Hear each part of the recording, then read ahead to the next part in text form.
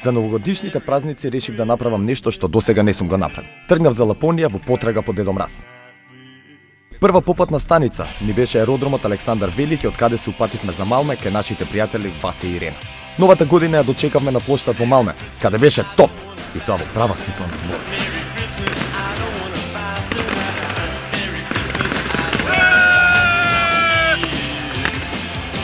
По целовечерната прослава следниот ден се упативме кон нашата крајна дестинација, една од најсеверните точки во Европа, Абиско. Но не одеше се така подмачкано. Прво требаше да фатиме воз за Копенхаген, потаму авион за Стокхолм, под Стокхолм авион за Кируна и на крај воз за Абиско. По пат ги загубивме и куферите.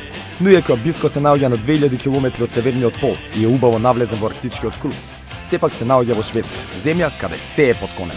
Па така нашите куфери беа пронајдени и со следниот лет ни беа донесени се до туристичкиот центар во Абиско.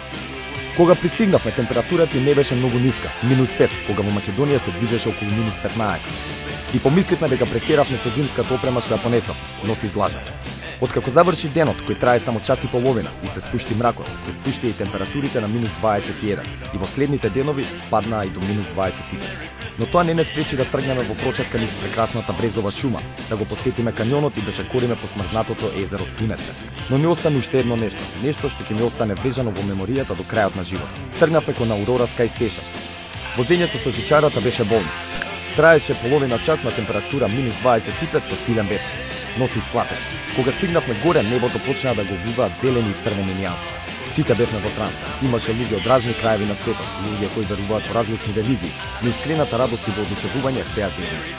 Не знам што повеќе да кажам за ова волшебно место, каде во ноќта се слушаат завивањата на волците и лутата реакција на околните куќини, каде во тој еден час ден ќе видите диви лисици како ловат, елени и срни како бараат да се заштитат низ огромната Брезова шума, каде иако климата е сурова, доживувањето е рајско.